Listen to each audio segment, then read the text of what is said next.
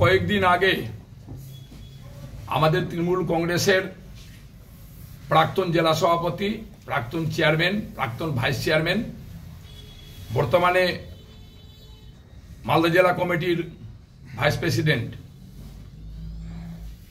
স্বর্গীয় বাবলা সরকার দুষ্কৃতীদের হাতে নৃশংসভাবে খুন হয়েছেন।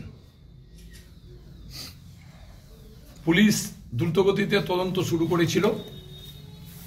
একের পর এক আসামিরা ধরা পড়েছে।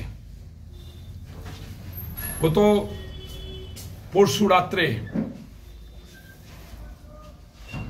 নন্দু তেওয়ারি, স্বপন শর্মা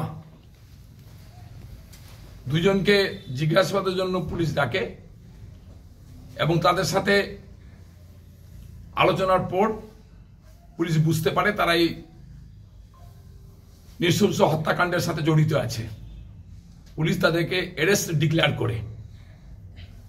যেহেতু নন্দু তেওয়ারি আমাদের জেলা সৌর কমিটির সভাপতি ছিল, কিন্তু দুষ্কৃতির কোনো রং হয় না। আমাদের সম্মানীয় মুখ্যমন্ত্রী বলছেনই, যে থাকুক, যে স্তরের লোক থাকুক, যারা দুষ্কৃতি তারা দুষ্কৃতি। তাই দলীয়ভাবে সিদ্ধান্ত গ্রহণ করেছি আমরা যে দল থেকে নন্দু তেওয়ারিকে বরখাস্ত করা হচ্ছে, বহিষ্কার করা হচ্ছে।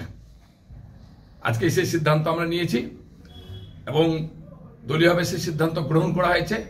আমাদের নেতৃত্বরা আমরা এখানে আছি, আমাদের রাজ্যের সভাপতি, সহসভাপতি এখানে আছেন, কৃষ্ণ চৌধুরী সহ মুখপাত্র আছেন, আর সকলে আমরা এখানে আছি।